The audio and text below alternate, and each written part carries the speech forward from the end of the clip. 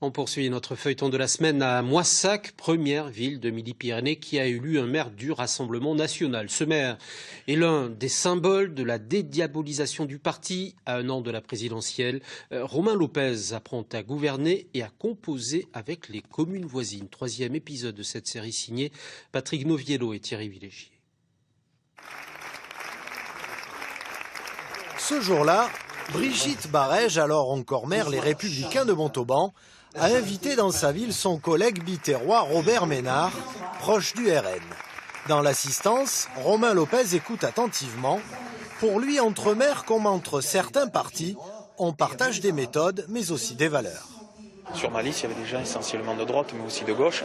Et j'ai récupéré l'ensemble de l'électorat de l'ancien maire de droite. Parce qu'effectivement, il y a des convergences avec tous ces électeurs qui, effectivement, ont des priorités plutôt sur la sécurité, la défense des traditions, la fiscalité. Donc c'est plus logique qu'il y ait effectivement des passerelles entre ces électeurs et ensuite ces élus. Des passerelles, Romain Lopez va devoir aussi en construire à la communauté de communes, comme ici pour l'organisation de l'office de tourisme. Voilà, l'intercommunalité accompagnera, je pense, ce type de projet un peu partout sur notre territoire. Il a été élu deuxième vice-président de l'Assemblée en charge du tourisme par 37 voix sur 62. Votre étiquette politique, elle a posé problème ou pas concrètement? Non, absolument pas, parce que je suis le maire des Moissaguais.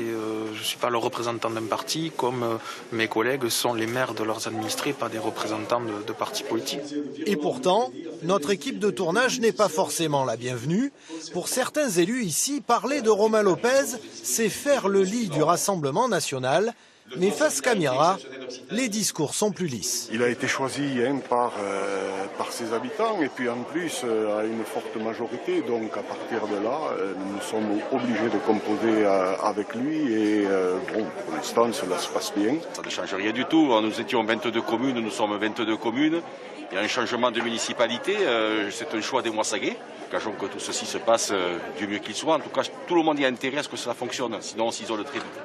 Dossier emblématique sur lequel vont devoir travailler ensemble les maires RN de Moissac et d'Yvergoche de Castel-Sarrazin, l'hôpital intercommunal en sursis par manque de moyens et de personnel. Notre hôpital, premier employeur du territoire intercommunal, est indispensable pour répondre à la demande de soins, le premier recours de l'ouest du département. Comme l'a rappelé monsieur le maire de Moissac, on doit avoir des chirurgiens qui doivent travailler sur le territoire. Cuisine centrale, développement des zones économiques et même un centre aquatique.